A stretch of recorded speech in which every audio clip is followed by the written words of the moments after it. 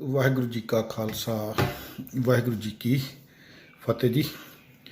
ਗੁਰੂ ਪਿਆਰ ਵਾਲੇ ਸਤਿਕਾਰਯੋਗ ਵੀਰੋ, ਅੱਜ ਆਪਾਂ ਜੋ ਐਪੀਸੋਡ ਆਪਣਾ ਗੁਰਬਾਣੀ ਵਿਚਾਰ ਦਾ ਜੋ ਇਹ ਐਪੀਸੋਡ ਹੈ, ਇਹਦੇ ਵਿੱਚ ਆਪਾਂ ਅੱਜ ਵਿਚਾਰ ਕਰਾਂਗੇ ਆਪਾਂ ਆਸਾ ਦੀ ਵਾਰ ਦੀ ਜੋ ਪਹਿਲੀ ਪੌੜੀ ਹੈ ਗੁਰੂ ਨਾਨਕ ਪਾਤਸ਼ਾਹ ਜੀ ਦੀ ਰਚੀ ਹੋਈ ਬਾਣੀ, ਉਸ ਪੌੜੀ ਦੀ ਆਪਾਂ ਵਿਚਾਰ ਕਰਾਂਗੇ ਜੀ।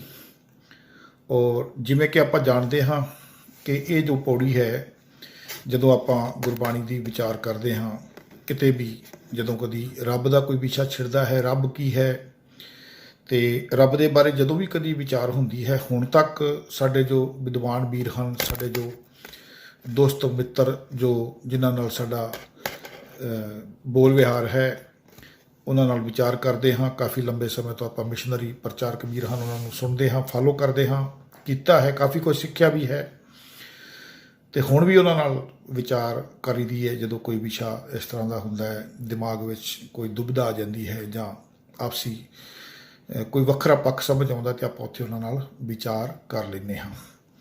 दो साडे खास विद्वान हैं जो ग्रामर दे, जो काफ़ी गुरबाणी की व्याकरण मिशनरी प्रचारक ने, दोनों को आप गुरबाणी की ग्रामर भी सीखते हाँ। सीखी नहीं है हाले कि आप कह दीए कि सीख ली है, सीख रहे हाँ, स्टूडेंट हाँ आप गुरबाणी भी व्याकरण दे ते कोशिश करी दी है कि गुरबाणी व्याकरण ते मूल मंत्र दे सिद्धांत नाल गुरबाणी ते जो लॉजिक है मूल मंत्र का ला के ते व्याकरण दे विच रह के जो गुरबाणी नूं समझिया जाए। सो जदों ਆਪਾਂ देखते हाँ कि जो भी कभी किते रब का विषय किसी स्टेज तो या किते WhatsApp फेसबुक ते जो चर्चा छिड़ जाती है रब के नाम से, तो जोड़े साडे विद्वान वीर ने वो एक जदों इस पौड़ी नूं ना वो गुरु नानक पातशाह जी की गवाही के वजों वो लिया के पेश करते हैं कि आ वेखो जी, गुरु नानक पातशाह जी कह रहे हैं कि रब जी पहला आप आए तो अपने आप उन्होंने साजिया तो दूजे नंबर पर उन्होंने कुदरत साजी। जद कि दास का या मेरा या होर भी कई वीर हैगे ने जिन्हों का इत्थे पक्ष वखरा है। सो एक विचार है, कोई आप परोस रहे हैं कि जो साडा पक्ष है वो असीं रखीए, सानू हक है। एक पिछे आप थोड़े दिन पहला एक विचार की सी मूल मंत्र के उपर, उहदे विच जो साडा पक्ष है कि उत्थे एक ओ अंकार क्यों पढ़िया जाए, उहदे ते मेरा वो पूरा एक वीडियो है, उहदे ते मेरा पक्ष है कि एक ओ क्यों ना पढ़िया जाए, क्योंकि एक तो ऊड़े नूं एक तो जिहड़ा संपूर्ण मुकम्मल एक है संख्यक, उहदे नाल ते कोई छेड़छाड़ नहीं की जा सकती। उत्थे एक पढ़िया जाएगा तो जिहड़ा नाल लफज ऊड़े नूं होड़ा, खुले मूँह वाला ऊड़ा तो होड़ा, उहदा उच्चारण एज इट इज़ जो लिखिया है वो क्यों ना किया जाए, क्योंकि जिथे किते गुरु साहिबान ने जिथे जरूरत समझी के वो अंकार गुरबाणी विच ये नहीं आप कह सकते कि किते भी नहीं लिखिया, इस तरह ही लिखिया है, क्योंकि जिथे लिखना है गुरु साहिबान ने मुकम्मल, उत्थे वो अंकार का मुकम्मल स्वरूप उत्थे लिखिया है। वो अंग जिथे लिखना उत्थे वो भी लिखिया है, जिथे कृष्ण लिखना है उत्थे कृष्ण भी लिखिया है, गोवर्धन माधो सारे लफज उन्होंने वरते हैं। सो इत्थे नहीं वरत्या तो असीं उन्होंने नहीं वरतते। बाकी ये ते विचार दूसरे अपने एपीसोड में हो चुकी है। सो उच्चारण जोड़ा है गुरु साहिबान ने जो यह पौड़ी है आप इसका उच्चारण कर लीए। और ये जो पंक्ति जो है इसनूं हमेशा खास करके आपी ने आप साजियो, आपी ने रचियो नाओ, दुई कुदरत साजिए कर आसन डिठो चाओ, इस पंक्ति तो इस जो दो तुक्कां ने इतों भुलेखा पैंदा है। और इस तो पहला अगली आप विचार करिए कि जो साडे विद्वान वीर जो मिशनरी मत है वो हमेशा ये कहते हैं कि जो पौड़ी हुंदी है उसका जो भाव हुंदा है वो लास्ट वाली पंक्ति या लास्ट च जाके दिता हुंदा है। तो दूसरा कि जिहड़ियां पौड़ियां इत्थे आसा दी वार विच गुरु नानक पातशाह जी ने लिखियां ने, उन्हां दे नाल जदों आप पढ़ांगे कि जिहड़े पहले मल्ले के सलोक ने वो गुरु नानक पातशाह जी ने आप लिखे ने, तो बाकी जो सलोक हैं ढुकदे सलोक गुरु अर्जन पातशाह जी ने लिखे हैं। और एक निर्धारित पक्ष जिहड़ा मिशनरी प्रचारक हमेशा तो साडे वीर सानू दसदे ने कि इत्थे जदों पौड़ियां पढ़नियां है तो गुरु साहब दे जो सलोक लाए ने उन्हां सलोकां नूं ध्यान च रखते हुए पौड़ी दी विचार की जाए, तां फिर असीं वधिया किसी नतीजे ते वो विचार रख सकते हाँ। सो इत्थे आपां विचार करनी है। सो आपां पढ़ते हैं जी ਇੱਕ ਤੇ ਜੋ ਇਹ ਗੁਰਬਾਣੀ ਹੈ, ਇਸ ਪੌੜੀ ਤੋਂ ਪਹਿਲਾਂ ਗੁਰੂ ਸਾਹਿਬਾਂ ਦੇ ਉਚਾਰੇ ਹੋਏ 3 ਸ਼ਲੋਕ ਨੇ ਆਸਾ ਦੀ ਵਾਰ ਦੇ ਇਸ ਪ੍ਰਕਰਨ ਵਿੱਚ, ਔਰ ਆਪਾਂ ਸ਼ਲੋਕ ਪੜ੍ਹਦੇ ਹਾਂ। ਪਹਿਲਾ ਸ਼ਲੋਕ ਜਿਹੜਾ ਹੈ ਇਸ ਪ੍ਰਕਰਨ ਵਿੱਚ, ਬਾਣੀ ਜੋ ਹੈ ਪ੍ਰਕਰਨ ਹੈ ਆਸਾ ਮਹਿਲਾ ਪਹਿਲਾ ਆਸਾ ਰਾਗ ਵਿੱਚ ਇਹ ਗੁਰੂ ਸਾਹਿਬ ਉਚਾਰ ਰਹੇ ਨੇ। ਵਾਰ ਸ਼ਲੋਕਾਂ ਨਾਲ, ਸ਼ਲੋਕ ਵੀ ਮਹਿਲੇ ਪਹਿਲੇ ਕੇ ਲਿਖੇ, ਟੁੰਡੇ ਅਸ ਰਾਜੇ ਕੀ ਧੁਨੀ। ਗੁਰੂ ਸਾਹਿਬ ਦੱਸ ਰਹੇ ਨੇ ਕਿ ਇਹ ਜਿਹੜੇ ਵਾਰਾਂ ਨੇ ਇਹ ਸ਼ਲੋਕਾਂ ਨਾਲ ਦਿੱਤੀਆਂ ਗਈਆਂ ਨੇ। ਇੱਥੇ ਸ਼ਲੋਕ ਇਹਨਾਂ ਦੇ ਨਾਲ ਦਿੱਤੇ ਗਏ ਨੇ। ਸ਼ਲੋਕ ਵੀ ਜਿਹੜੇ ਨੇ ਉਹ ਵੀ ਗੁਰੂ ਨਾਨਕ ਪਾਤਸ਼ਾਹ ਜੀ ਦੇ ਲਿਖੇ, ਮਹਿਲੇ ਪਹਿਲੇ ਕੇ ਲਿਖੇ। ਟੁੰਡੇ ਅਸਰਾਜੇ ਕੀ ਧੁਨੀ, ਅਸਰ ਧੁਨੀ ਦੱਸੀ ਹੈ ਨਾਲ, ਕਿ ਇਸ ਧੁਨੀ ਦੇ ਨਾਲ ਵਾਰਾਂ ਦੀ ਤਰ੍ਹਾਂ ਜਿੱਦਾਂ ਟੁੰਡੇ ਅਸਰਾਜੇ ਕੀ ਧੁਨੀ ਗਾਈ ਜਾਂਦੀ ਹੈ, ਉਸੇ ਤਰ੍ਹਾਂ ਉਸ ਧੁਨ ਦੇ ਨਾਲ ਇਹਨਾਂ ਜਿਹੜੇ ਨੇ ਵਾਰਾਂ ਨੂੰ ਗਾਇਆ ਜਾਵੇ। ਸ਼ਲੋਕ ਮਹਿਲਾ ਪਹਿਲਾ, ਸ਼ਲੋਕ ਪਹਿਲਾ ਹੈ, ਬਲਹਾਰੀ ਗੁਰ ਆਪਣੇ ਦਿਉਹਾੜੀ ਸਦਵਾਰ, ਜਿਨ ਮਾਨਸ ਤੇ ਦੇਵਤੇ ਕੀਏ ਕਰਤ ਨਾ ਲਾਗੀ ਵਾਰ। ਗੁਰੂ ਸਾਹਿਬ ਦੱਸ ਰਹੇ ਨੇ ਕਿ ਮੈਂ ਆਪਣੇ ਗੁਰੂ ਤੋਂ ਬਲਹਾਰ ਜਾਂਦਾ ਹਾਂ, ਗੁਰੂ ਤੋਂ ਬਲਹਾਰ ਜਾਂਦਾ ਹਾਂ, ਔਰ ਦਿਨ ਵਿੱਚ 100 ਵਾਰ ਜਾਂਦਾ ਹਾਂ। ਛੋਟੇ ਵਿੱਚ ਅਰਥ ਕਰਾਂਗੇ ਆਪਾਂ ਸ਼ਲੋਕਾਂ ਦੇ, ਸਾਰਿਆਂ ਨੂੰ ਸਮਝ ਆਉਂਦੀ ਹੈ। ਜਿਨ ਮਾਨਸ ਤੇ ਦੇਵਤੇ ਕੀਏ, ਜੋ ਅਸੀਂ ਮਨੁੱਖ ਸੀ ਆਮ ਜੇ, ਔਰ ਸਾਨੂੰ ਦੇਵਤੇ ਸਰੂਪ ਭਾਵ ਸਾਡੇ 'ਚ ਗੁਣ ਭਰ ਦਿੱਤੇ। ਜਿਨ ਮਾਨਸ ਤੇ ਦੇਵਤੇ ਕੀਏ ਕਰਤ ਨਾ ਲਾਗੀ ਵਾਰ, ਕੋਈ ਸਮਾਂ ਨਹੀਂ ਲੱਗਿਆ ਗੁਰੂ ਨੂੰ ਜਦੋਂ ਸਾਨੂੰ ਸੋਝੀ ਬਖਸ਼ ਦਿੰਦਾ। ਗਿਆਨ, ਗੁਰੂ ਗਿਆਨ ਹੈ ਸਾਡਾ। ਅਗਲਾ ਜਿਹੜਾ ਸ਼ਲੋਕ ਹੈ, ਇਹ ਜਿਹੜੀ ਪੌੜੀ ਹੈ, ਇਹ ਸ਼ਲੋਕ ਹੈ, ਇਹ ਮਨੁੱਖ ਦੀ ਗੱਲ ਕਰ ਰਿਹਾ ਹੈ। ਦੂਸਰਾ ਸ਼ਲੋਕ ਮਹਿਲਾ ਦੂਜਾ ਗੁਰੂ ਅੰਗਦ ਪਾਤਸ਼ਾਹ ਜੀ ਦਾ ਇਹ ਸ਼ਲੋਕ ਹੈ। ਉੱਥੇ ਗੁਰੂ ਸਾਹਿਬ ਕਹਿ ਰਹੇ ਨੇ, ਜੇ 100 ਚੰਦਾ ਉਗਵੇਂ ਸੂਰਜ ਚੜ੍ਹੇ ਹਜ਼ਾਰ, ਇੱਤੇ ਚਾਨਣ ਹੁੰਦਿਆਂ ਗੁਰ ਬਿਨ ਘੋਰ ਅੰਧਾਰ। ਗੁਰੂ ਸਾਹਿਬ ਦੱਸ ਰਹੇ ਨੇ ਕਿ ਇੱਥੇ ਵੀ ਮਨੁੱਖ ਦੀ ਜੋ ਹਾਲਤ ਹੈ, ਅੰਦਰ ਦੀ ਜੋ ਅਵਸਥਾ ਹੈ, ਕਿ ਅੰਦਰੋਂ ਮਨੁੱਖ ਜਿਹੜਾ ਹੈ ਉਹਦੇ 'ਚ ਅਗਿਆਨਤਾ ਭਰੀ ਪਈ ਹੈ। ਮਨੁੱਖ ਨੂੰ ਸਮਝਾ ਰਹੇ ਨੇ, ਮਨੁੱਖ ਨੂੰ ਹੀ ਸੰਬੋਧਨ ਹਨ ਗੁਰੂ ਸਾਹਿਬ, ਮਨੁੱਖ ਦੀ ਹੀ ਗੱਲ ਕਰ ਰਹੇ ਹਨ। ਗੁਰੂ ਸਾਹਿਬ ਕਹਿ ਰਹੇ ਨੇ ਕਿ ਜੇ 100 ਚੰਦਾ, ਬਾਹਰੀ ਤੌਰ ਤੇ ਇਹ ਜੋ ਚੰਦਰਮਾ, ਸੈਂਕੜੇ ਚੰਦਰਮਾ ਚੜ੍ਹ ਜਾਣ, ਹਜ਼ਾਰਾਂ ਹੀ ਸੂਰਜ ਚੜ੍ਹ ਜਾਣ, ਬਾਹਰੀ ਤੌਰ ਤੇ ਜਿੰਨਾ ਮਰਜ਼ੀ ਚਾਨਣ ਤੈਨੂੰ ਮਿਲ ਜਾਵੇ, ਪਰ ਤੇਰੇ ਅੰਦਰ ਗੁਰੂ ਦੇ ਗਿਆਨ ਤੋਂ ਬਿਨਾਂ ਤੇਰੇ ਅੰਦਰ ਅੰਧਕਾਰ ਹੈ, ਗਿਆਨ ਨਹੀਂ ਹੈ, ਅਗਿਆਨਤਾ ਭਰੀ ਹੋਈ ਹੈ। ਫਿਰ ਹੁਣ ਤੀਸਰਾ ਜੋ ਸ਼ਲੋਕ ਹੈ ਉਹ ਵੀ ਆਪਾਂ ਨਾਲ ਵਿਚਾਰ ਲਈਏ, ਕਿਉਂਕਿ ਸ਼ਲੋਕ ਜਿਹੜੇ ਹਨ ਉਹਨਾਂ ਦੇ ਨਾਲ ਗੁਰਬਾਣੀ ਦੀ ਪੌੜੀ ਦੀ ਜੋ ਵਿਚਾਰ ਹੈ ਉਹ ਟੁਕਦੀ ਹੈ ਲਗਭਗ। ਆਪਾਂ ਉਹਨੂੰ ਵੇਖਣਾ ਹੈ ਕਿ ਸ਼ਲੋਕਾਂ ਵਿੱਚ ਗੁਰੂ ਸਾਹਿਬ ਜੋ ਮਨੁੱਖ ਦੀ ਗੱਲ ਕਰ ਰਹੇ ਨੇ ਜਾਂ ਰੱਬ ਦੀ ਗੱਲ ਕਰ ਰਹੇ ਨੇ। ਪਰ ਇਹ 2 ਸ਼ਲੋਕ ਆਪਾਂ ਵੇਖੇ, ਦੋਨੋਂ ਮਨੁੱਖ ਨੂੰ ਸੰਬੋਧਨ ਹਨ, ਮਨੁੱਖ ਦੇ ਲਈ ਵਰਤੇ ਗਏ, ਮਨੁੱਖ ਨੂੰ ਸਮਝਾਇਆ ਗਿਆ ਹੈ। ਹੁਣ ਇੱਥੇ ਤੀਜਾ ਸ਼ਲੋਕ ਹੈ, ਨਾਨਕ ਗੁਰੂ ਨਾ ਚੇਤਨੀ ਮਨ ਆਪਣੇ ਸੁਚੇਤ। ਗੁਰੂ ਸਾਹਿਬ ਕਹਿੰਦੇ ਨੇ ਕਿ ਤੂੰ ਗੁਰੂ ਜਿਹੜਾ ਗਿਆਨ ਹੈ ਉਹ ਤੇਰੇ ਚੇਤੇ 'ਚ ਨਹੀਂ ਹੈ, ਤੇ ਆਪਣੇ ਮਨ ਦੇ ਵਿੱਚ ਤੂੰ ਬੜਾ ਆਪਣੇ ਆਪ ਨੂੰ ਸੁਚੇਤ ਦੱਸ ਰਿਹਾ, ਸੂਝਵਾਨ ਦੱਸ ਰਿਹਾ, ਬੜਾ ਜਾਗਰੂਕ ਹੈ ਤੂੰ, ਬੜਾ ਅਪਗ੍ਰੇਡ ਹੈ ਤੂੰ, ਸੋਝੀਵਾਨ ਹੈ। ਛੁੱਟੈ ਤਿਲ ਬੁਆੜ ਜਿਉਂ ਸੁੰਝੇ ਅੰਦਰ ਖੇਤ। ਤੇ ਜਿਵੇਂ ਇੱਕ ਸੁੰਝੇ ਖੇਤ ਦੇ ਵਿੱਚ ਜਿਹੜੇ ਛੱਡੇ ਹੋਏ ਛੁੱਟੜ ਤਿਲ ਹੁੰਦੇ ਨੇ, ਜਿਹੜੇ ਬੁਆੜ ਹੁੰਦੇ ਨੇ, ਕਿਸਾਨ ਜਿਨ੍ਹਾਂ ਨੂੰ ਛੱਡ ਦਿੰਦਾ ਹੈ, ਉਹਦੀ ਲੋੜ ਨਹੀਂ ਸਮਝਦਾ, ਨਕਾਰੇ ਹੋਏ ਨੇ, ਉਹਨਾਂ ਵਰਗੀ ਛੁੱਟੈ ਤੇਲ ਬੁਆੜ ਜਿਉਂ ਸੁੰਝੇ ਅੰਦਰ ਖੇਤ। ਇਸ ਤਰ੍ਹਾਂ ਦੀ ਤੇਰੀ ਹਾਲਤ ਹੈ, ਮਨੁੱਖ ਨੂੰ ਦੱਸਿਆ ਹੈ। ਬਾਹਰੋਂ ਤੂੰ ਗਿਆਨੀ ਹੈ, ਧਿਆਨੀ ਨਜ਼ਰ ਆਉਣਾ ਹੈ, ਦਾੜਾ ਤੂੰ ਰੱਖਿਆ ਹੋਇਆ ਹੈ, ਕੇਸ ਤੂੰ ਰੱਖੇ ਹੋਏ ਨੇ, ਪੋਥੀ ਫੜ ਕੇ ਤੂੰ ਪਾਠ ਕਰਦਾ ਹੈ, ਲੋਕਾਂ ਨੂੰ ਪੜ੍ਹ ਸੁਣਾਉਣਾ ਹੈ, ਸਾਰੇ ਕਰਮ ਧਰਮ ਕਰਦਾ ਹੈ, ਪਰ ਅੰਦਰ ਤੇਰੇ ਅਗਿਆਨਤਾ ਹੈ। ਛੁੱਟੇ ਤਿਲ ਬੁਆੜ ਜਿਉਂ ਸੁੰਝੇ ਅੰਦਰ ਖੇਤ, ਖੇਤੇ ਅੰਦਰ ਛੁੱਟਿਆਂ ਕਹੋ ਨਾਨਕ ਸੋ ਨਾ। ਤੇ ਜਦੋਂ ਉਹਨਾਂ ਨੂੰ ਖੇਤ ਵਿੱਚ ਛੱਡ ਦਿੱਤਾ ਜਾਂਦਾ ਨਾ, ਜਦੋਂ ਖਸਮ ਵੱਲੋਂ ਦੁਰਕਾਰੇ ਜਾਂਦੇ ਨੇ, ਫਟਕਾਰੇ ਜਾਂਦੇ ਨੇ, ਬੇਕਦਰੀ ਹੋ ਜਾਂਦੀ ਹੈ, ਕੋਈ ਕੀਮਤ ਨਹੀਂ ਪੈਂਦੀ ਖਸਮ ਦੀ ਨਜ਼ਰ 'ਚ। ਖਸਮ ਸਾਡਾ ਕੌਣ ਹੈ? ਇਹ ਸੱਚ, ਸਭਨਾ ਕਾ ਖਸਮ ਹੈ, ਇਹ ਸੱਚ ਸਾਡਾ ਖਸਮ ਹੈ। ਸੱਚ ਨਿਯਮ, ਸੱਚ ਸਿਧਾਂਤ, ਸੱਚ ਰਜਾ, ਸੱਚ ਗਿਆਨ, ਸੱਚ ਦਾ ਗਿਆਨ, ਇਹ ਸਾਡਾ ਗਿਆਨ ਗੁਰੂ ਹੈ। ਇਹ ਸੱਚ ਨਿਯਮ ਦੀ ਸਾਨੂੰ ਸੋਝੀ ਹੋਣੀ ਚਾਹੀਦੀ ਹੈ। ਖੇਤੇ ਅੰਦਰ ਛੁੱਟਿਆਂ ਕਹੋ ਨਾਨਕ ਸੋਨਾ। ਤੇ 100 ਹੀ ਉਹਨਾਂ ਦੇ, ਸੈਂਕੜੇ ਹੀ ਉਹਨਾਂ ਦੇ ਖਸਮ ਬਣ ਗਏ ਨੇ, ਭਾਵ ਇੱਕ ਤੋਂ ਛੁੱਟ ਗਏ ਨੇ, ਇੱਕ ਤੋਂ ਦਰਕਾਰੇ ਗਏ ਨੇ, ਇੱਕ ਤੋਂ ਹਟ ਗਏ ਨੇ। ਜਦੋਂ ਇੱਕ ਨੇ ਛੱਡ ਦਿੱਤਾ ਤੇ ਸੈਂਕੜੇ ਮਾਲਕ ਉਹਨਾਂ ਦੇ ਬਣਦੇ ਪਏ ਨੇ। ਕੋਈ ਜਣਾ ਖਣਾ ਮਾਲਕ ਬਣ ਜਾਂਦਾ, ਜਿੱਧਰ ਮਰਜ਼ੀ ਉਹਨਾਂ ਨੂੰ ਲਾ ਲੈਂਦਾ। ਫਿਰ ਗੁਰੂ ਸਾਹਿਬ ਕਹਿੰਦੇ ਨੇ, ਖੇਤੇ ਅੰਦਰ ਛੁੱਟਿਆ ਕਹੋ ਨਾਨਕ ਸੋਨਾ, ਫਲੀਆਂ ਫੁੱਲੀਆਂ ਬੱਪੜੇ ਭੀ ਤਨ ਵਿੱਚ ਸਵਾ। ਬੜੇ ਵਧੀਆ ਬੰਦਾ ਜਿਹੜਾ ਜਿਵੇਂ ਬਾਹਰੋਂ ਰਿਸ਼ਟ ਪੁਸ਼ਟ ਦਿਖਦਾ ਨਾ, ਇੱਦਾਂ ਹੀ ਤਿਲਾਂ ਦੀ ਜੋ ਬੂਟਾ ਹੈ, ਭਾਵੇਂ ਕਿ ਉਹਨਾਂ ਦੇ ਤਿਲਾਂ ਦੇ ਵਿੱਚ ਕਿਸਾਨ ਹੈ ਜੋ ਹੈ ਉਹ ਪਹਿਚਾਣ ਲੈਂਦਾ ਕਿ ਇਹਨਾਂ ਵਿੱਚ ਤੱਤ ਨਹੀਂ ਹੈ, ਅੰਦਰ ਸਵਾਹ ਭਰੀ ਹੈ, ਉਹ ਛੱਡ ਦਿੰਦਾ। ਇਸੇ ਤਰ੍ਹਾਂ ਖਸਮ ਨੂੰ, ਸੱਚ ਸਿਧਾਂਤ ਜੋ ਆਟੋਮੈਟਿਕਲੀ ਇੱਕ ਕੁਦਰਤੀ ਸੌਫਟਵੇਅਰ ਹੈ, ਉਹਦੇ 'ਚ ਇਹ ਸਭ ਪਹਿਚਾਣੇ ਜਾਣੇ ਨੇ ਮਨੁੱਖ। ਉਹਦੀ ਕੋਈ ਕਰਮ ਉਹਦਾ ਜਿਹੜਾ ਛੁਪਿਆ ਨਹੀਂ ਰਹਿਣਾ।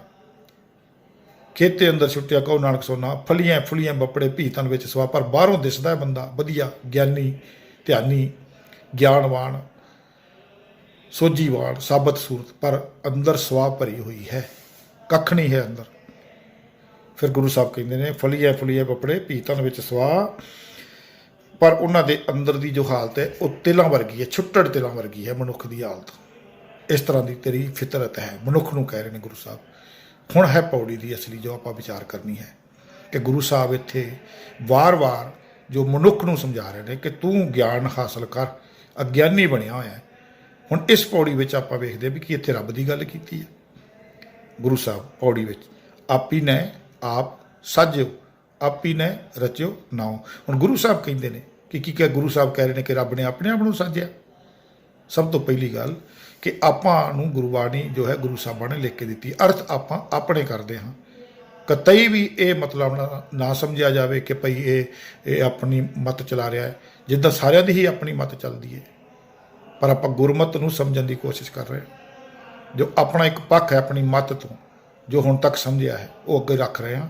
ਇਹ ਕੋਈ ਕਿਸੇ 'ਤੇ ਜ਼ਬਰਦਸਤੀ ਨਹੀਂ ਹੈ ਕਿ ਜ਼ਰੂਰੀ ਹਨ ਕਿ ਵੀ ਇਹ ਜਿਹੜੇ ਆਖਰੀ ਅਰਥ ਹਨ, ਨਹੀਂ। ਪਰ ਤੁਹਾਡੇ ਅਰਥਾਂ ਨਾਲ ਵੀ ਅਸੀਂ ਸਹਿਮਤ ਨਹੀਂ। ਸਾਡੇ ਮਨ 'ਚ ਇੱਕ ਸਵਾਲ ਹੈ, ਸਮਝ ਲਓ ਕਿ ਤੁਹਾਡੇ ਅੱਗੇ ਰੱਖ ਰਹੇ ਹਾਂ, ਤੁਸੀਂ ਇਹਦਾ ਹੱਲ ਦੱਸੋ। ਕਿ ਰੱਬ ਜੀ ਜਦੋਂ ਤੁਸੀਂ ਕਹਿੰਦੇ ਹੋ ਨੇ ਆਪਣੇ ਆਪ ਨੂੰ ਸਾਜਿਆ, ਇੱਕ ਪਾਸੇ ਤੁਸੀਂ ਸਾਨੂੰ ਹੁਣ ਤੱਕ ਇਹ ਦੱਸ ਦਿਓ ਕਿ ਰੱਬ ਸਦੀਵ ਹੈ, ਉਹ ਆਉਂਦਾ ਜਾਂਦਾ ਨਹੀਂ, ਉਹ ਜੰਮਦਾ ਮਰਦਾ ਨਹੀਂ। ਪਰ ਇੱਥੇ ਜਦੋਂ ਸਾਜਿਆ ਲਫ਼ਜ਼ ਤੁਸੀਂ ਲੈ ਲੈਣਾ ਹੈ ਕਿ ਉਹਨੇ ਆਪਣੇ ਆਪ ਨੂੰ ਸਾਜਿਆ, ਪਰ ਤੁਸੀਂ ਦੱਸ ਰਹੇ ਹੋ ਕਿ ਕਦੀ ਉਹਨੇ ਸਾਜਿਆ, ਭਾਈ ਉਦੋਂ ਪਹਿਲਾਂ ਸ਼ਾਇਦ ਉਹ ਨਹੀਂ ਸੀ।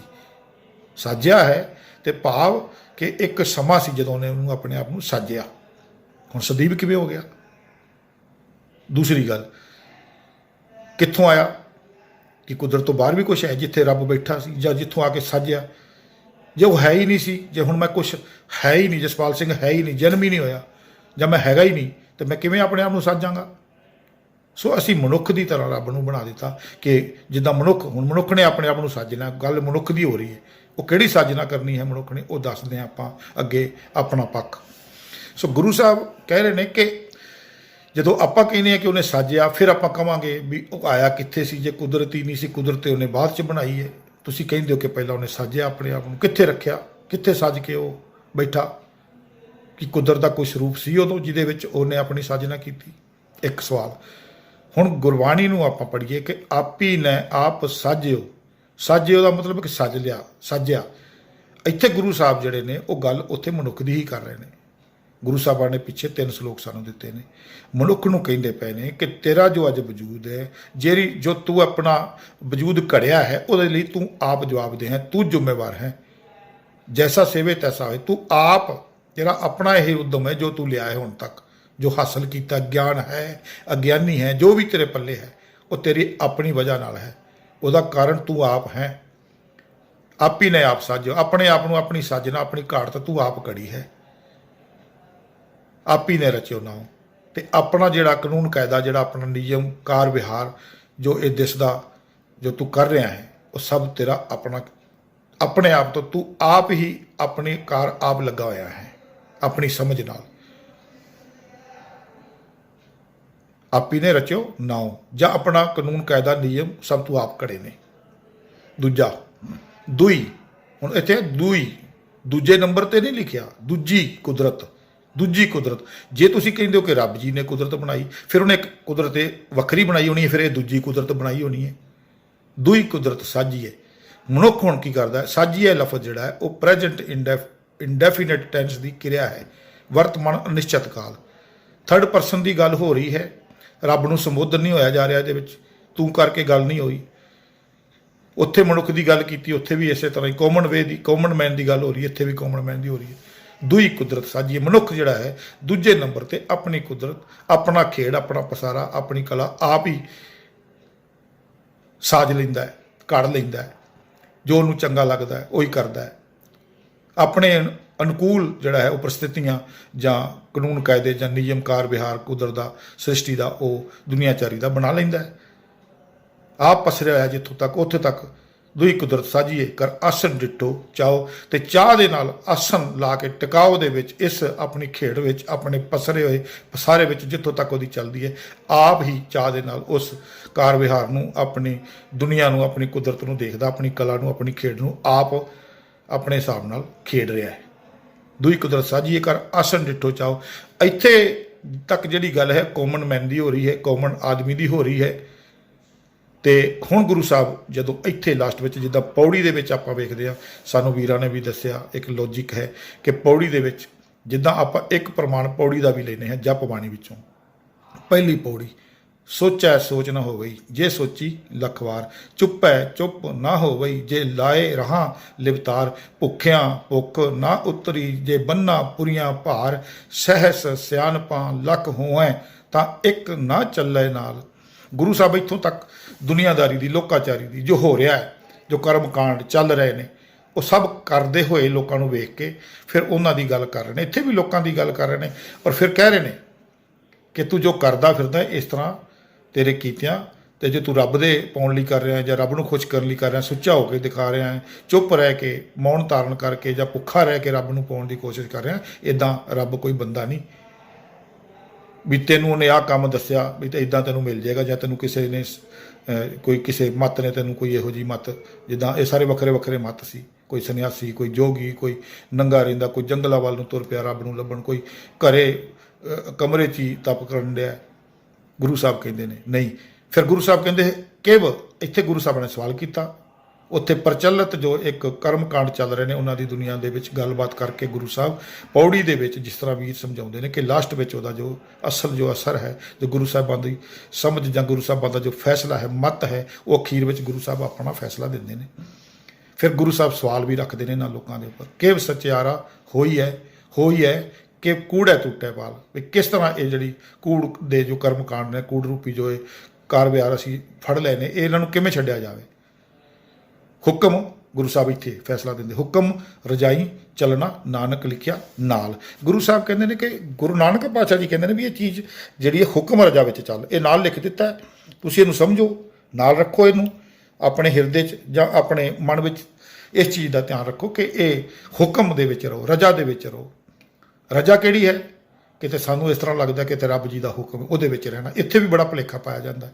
मैं हुक्म वाली पौड़ी भी अपनी एक एपीसोड विच कीती है विचार वो भी आपां पोस्ट की हुई है यूट्यूब ते इस लिंक के नाल वो मिल जाएगी।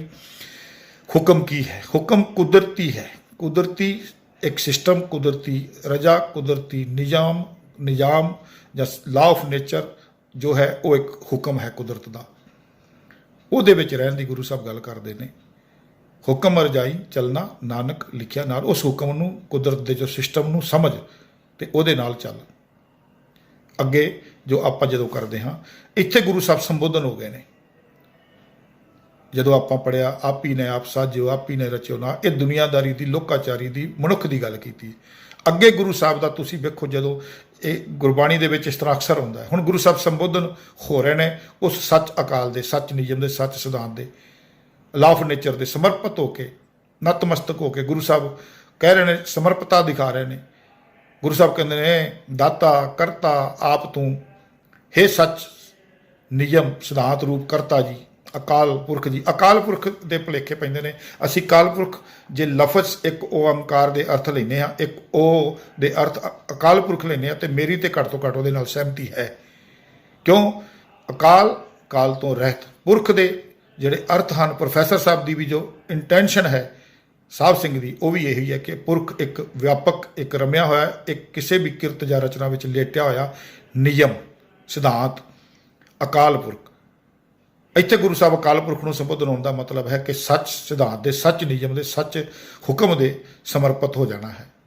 उत्थे सच हुक्म च सच नियम च सच सिद्धांत कुदरत के सच सिस्टम के ही सानू कोई चीज़ की प्राप्ति है। गुरु साहब कह रहे दाता करता आप तू तुस देवें करें पसार तो त्रुट के त्रुटना किवें है जिहड़ा काम नियम के अनुकूल हुंदा है जो आप कहने ये काम तो अकाल पुरख ने आप करता जिहड़ा 100% कुदरती रजा विच कुदरती भाणे दे कुदरती सिस्टम के अनुकूल हुंदा है सच हुंदा है नियम सच कर्म हुंदा है कोई तो उत्थे आपां कहने अकाल पुरख ने कीता तुस देवें करें पसाओ। उत्थे ਜੋ ਕੋਈ ਕਿਸੇ ਵੱਖਰਾ ਕਿਸੇ ਲਈ ਉੱਥੇ ਨਿਰਵੈਰ ਹੈ, ਕੋਈ ਕਿਸੇ ਲਈ ਵੈਰ ਵਿਰੋਧ, ਕਿਸੇ ਲਈ ਕੋਈ ਐਸਾ ਵੱਖਰਾ ਭਾਵ ਨਹੀਂ ਹੈ ਇਸ ਸਿਸਟਮ ਦਾ, ਸਭ ਲਈ ਸਾਂਝਾ ਹੈ।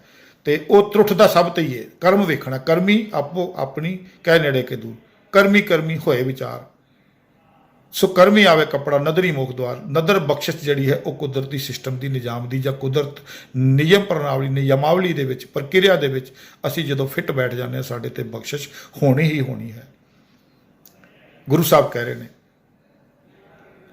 ਤੁਸ ਦੇਵੇਂ ਕਰੇ ਪਸਾਓ ਕਰ ਆਸਨ, ਹੁਣ ਪਸਾਓ ਭਾਵ ਖੁਸ਼ ਹੋ ਕੇ ਬਖਸ਼ਿਸ਼ ਰੂਪ ਵਿੱਚ, ਬਖਸ਼ਿਸ਼ ਦੇ ਪਾਤਰ ਬਣਨਾ, ਸਿਸਟਮ ਦੇ ਵਿੱਚ ਰਹਿਣਾ, ਸਿਸਟਮ ਨੂੰ ਮੰਨਣਾ ਹੈ। ਕੋਈ ਵੀ ਕੰਮ ਹੈ ਉਹ ਸਿਸਟਮ ਦੇ ਨਾਲ, ਲਾਅ ਆਫ ਨੇਚਰ ਦੇ ਵਿੱਚ, ਕੁਦਰਤ ਦੇ ਸਾਰੇ ਕੰਮ ਕੁਦਰਤ ਦੇ ਕਿਸੇ ਲਾਅ ਆਫ ਨੇਚਰ ਦੇ ਵਿੱਚ ਹੀ, ਕਿਸੇ ਨਾ ਕਿਸੇ ਨਿਯਮ ਵਿੱਚ ਹੀ ਹੋਣੇ ਨੇ।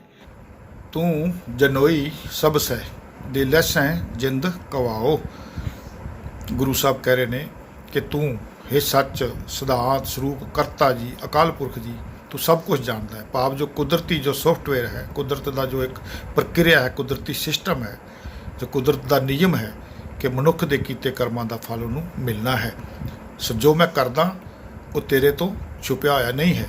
ਭਾਵ ਜੋ ਮੈਂ ਚੰਗਾ ਕਰਮ ਕਰਾਂਗਾ, ਜਦੋਂ ਮੈਂ ਸੱਚ ਨਿਯਮ ਨਾਲ ਜੁੜ ਕੇ ਰਹਿਣਾ ਹਾਂ, ਸੱਚ ਦਾ ਧਾਰਨੀ ਹੋ ਜਾਣਾ, ਤੇ ਮੈਨੂੰ ਆਤਮਿਕ ਜੀਵਨ ਮਿਲ ਜਾਂਦਾ ਹੈ। ਆਤਮਿਕ ਤੌਰ ਤੇ ਤੂੰ ਮੈਨੂੰ ਜੀਵਨ ਦੇਣਾ ਹੈ। ਤੇ ਜਦੋਂ ਮੈਂ ਸੱਚ ਨਾਲੋਂ ਟੁੱਟ ਜਾਂਦਾ ਤੇ ਮੇਰਾ ਆਤਮਿਕ ਤੌਰ ਤੇ ਮਰਨਾ ਹੋ ਜਾਂਦਾ ਹੈ। ਤੇ ਦੁਨਿਆਵੀ ਤੌਰ ਤੇ ਵੀ ਆਪਾਂ ਦੇਖਦੇ ਹਾਂ ਕਿ ਕੁਦਰਤੀ ਨਿਯਮਾਂ ਵਿੱਚ ਮਨੁੱਖ ਨੂੰ ਇਹ ਮਨੁੱਖਾ ਸਰੀਰ ਜਨਮ ਮਿਲਦਾ ਹੈ, ਜੀਵਨ ਮਿਲਦਾ ਹੈ, ਤੇ ਕੁਦਰਤੀ ਨਿਯਮਾਂ ਦੇ ਤਹਿਤ ਹੀ ਮਨੁੱਖ ਦਾ ਇੱਕ ਦਿਨ ਇਹ ਜੀਵਨ ਜਿਹੜਾ ਹੈ, ਕੁਦਰਤੀ ਨਿਯਮ ਨੇ ਹੀ, ਕੁਦਰਤੀ ਪ੍ਰਕਿਰਿਆ ਨੇ ਹੀ ਇਹ ਜੀਵਨ ਲੈ ਲੈਣਾ ਹੈ। ਕਰ ਆਸਨ ਡਿੱਠੋ ਚਾਓ, ਗੁਰੂ ਸਾਹਿਬ ਕਹਿੰਦੇ ਨੇ। ਹੁਣ ਜਿਹੜਾ ਇਹ ਸਿਸਟਮ ਹੈ, ਜੋ ਸਿਧਾਂਤ ਰੂਪ ਕਰਤਾ ਹੈ, ਜੋ ਸੱਚ ਨਿਯਮ ਹਨ ਕੁਦਰਤ ਦੇ ਸਰਵ ਵਿਆਪਕ, ਇੱਕ ਉਹ ਵਾਲਾ ਸਿਸਟਮ, ਉਹ ਕਦੋਂ, ਉਹ ਕਿੱਥੇ ਆਸਨ ਲਾ ਕੇ ਸਾਰੀ ਸ੍ਰਿਸ਼ਟੀ ਦੇ ਵਿੱਚ ਕਾਨੂੰਨ ਰੂਪ ਦੇ ਵਿੱਚ, ਨਿਯਮ ਰੂਪ ਦੇ ਵਿੱਚ ਉਹ ਦੇਖਣ ਡਿਆ ਹੈ। ਆਟੋਮੈਟਿਕਲੀ ਆਊਟਪੁੱਟ ਸਾਡੀ ਜਿਹੜੀ ਉਹਨੇ ਸਾਨੂੰ ਕੱਢ ਦੇਣੀ ਹੈ। ਸੋ ਦਾਸ ਨੂੰ ਸਮਝ ਪੈਂਦੀ ਹੈ ਕਿ ਲਾਸਟ ਪੰਕਤੀ ਵਿੱਚ ਸੰਬੋਧਨ ਤੂੰ ਲਫ਼ਜ਼ ਆਇਆ ਹੈ, ਤੂੰ ਉੱਥੇ ਹੈ ਸਨਮੁਖ ਸੱਚ ਦੀ, ਉੱਥੇ ਅਕਾਲ ਪੁਰਖ ਦੇ ਜਾਂ ਅਕਾਲ ਨਿਯਮ ਦੇ ਸੱਚ ਦੇ ਸਨਮੁਖ ਹੋ ਕੇ ਗੁਰੂ ਸਾਹਿਬ ਉੱਥੇ ਕਹਿੰਦੇ ਨੇ ਵੀ ਸਭ ਕੁਝ ਰਜਾ ਤੋਂ ਬਿਨਾਂ ਨਹੀਂ, ਹੁਕਮ ਤੋਂ ਬਿਨਾਂ ਨਹੀਂ ਮਿਲਣਾ। ਹੁਕਮ ਦੇ ਵਿੱਚ ਰਹਿ ਕੇ, ਨਿਯਮ ਦੇ ਵਿੱਚ ਰਹਿ ਕੇ, ਕੁਦਰਤੀ ਸਿਸਟਮ ਨੂੰ ਮੰਨ ਕੇ ਸਭ ਕੁਝ ਮਿਲ ਸਕਦਾ ਹੈ ਔਰ ਬਖਸ਼ਿਸ਼ ਦੇ ਪਾਤਰ ਬਣ ਕੇ ਮਿਲ ਸਕਦਾ ਹੈ। ਸੋ ਦਾਸ ਦੀ ਇੰਨੀ ਕੁ ਸਮਝ ਹੈ ਜੀ। ਇੱਕ ਮੈਂ ਆਮ ਜਿਹਾ ਸਰੋਤਾ ਹਾਂ, ਵਿਦਵਾਨਾਂ ਦੀ ਥੋੜ੍ਹੀ ਬਹੁਤ ਸੰਗਤ ਕਰਦੇ ਹਾਂ। ਜੇ ਇੱਕ ਪੱਖ ਸਾਹਮਣੇ ਆਇਆ ਆਪਾਂ ਰੱਖ ਦਿੱਤਾ ਹੈ। ਬਾਕੀ ਕੋਈ ਵੀਰ ਇੱਥੇ ਇਹਨੂੰ ਕਿ ਪਾਪ ਪੁੰਨ ਜਾਂ ਪਤਾ ਨਹੀਂ ਗਿਆਨੀ ਅਗਿਆਨੀ ਜਾਂ ਕਈ ਇਹੋ ਜਿਹੇ ਲਕਬ ਦੇਣੇ ਆ ਵੀਰਾਂ ਨੇ, ਦੇ ਦਿਓ। ਪਰ ਜੇ ਮੇਰੀ ਵੀਰ ਜੋ ਮੈਂ ਖਾਸ ਕਰ ਕਹਿ ਦਿਆਂ ਕਿ ਮੈਂ ਮਿਸ਼ਨਰੀ ਪ੍ਰਚਾਰਕਾਂ ਦੀ ਸੰਗਤ ਕੀਤੀ ਹੈ, ਉਹ ਜੇ ਇੱਥੇ ਸਮਝਦੇ ਹਨ ਕਿ ਕੁਝ ਦੱਸਣ ਦੀ ਲੋੜ ਹੈ ਜਾਂ ਇਹਦੇ ਵਿੱਚ ਕੁਝ ਹੋਰ ਹੈ, ਤੇ ਮੇਰਾ ਸਵਾਲ ਹੈ ਕਿ ਕਿਉਂ ਇਸ ਪੰਕਤੀ ਨੂੰ ਰੱਬ ਦੇ ਨਾਲ ਜੋੜ ਦਿੱਤਾ ਜਾਂਦਾ ਕਿ ਰੱਬ ਦੀ ਗੱਲ ਹੋ ਰਹੀ, ਰੱਬ ਪਹਿਲਾਂ ਆਇਆ, ਕੁਦਰਤ ਬਾਅਦ ਵਿੱਚ ਆਈ। ਸੋ ਜਦੋਂ ਗੁਰਬਾਣੀ ਕਹਿੰਦੀ ਹੈ ਕਿ ਉਹ ਸਰਵ ਵਿਆਪਕ ਹੈ, ਇੱਕ ਹੀ ਹੈ, ਇੱਕੋ ਹੀ ਹੈ ਸਿਸਟਮ, ਫਿਰ ਅਸੀਂ ਕਿਉਂ ਭੁਲੇਖੇ ਪਾ ਰਹੇ ਹਾਂ? ਵਾਹਿਗੁਰੂ ਜੀ ਕਾ ਖਾਲਸਾ, ਵਾਹਿਗੁਰੂ ਜੀ ਕੀ ਫਤਿਹ ਜੀ।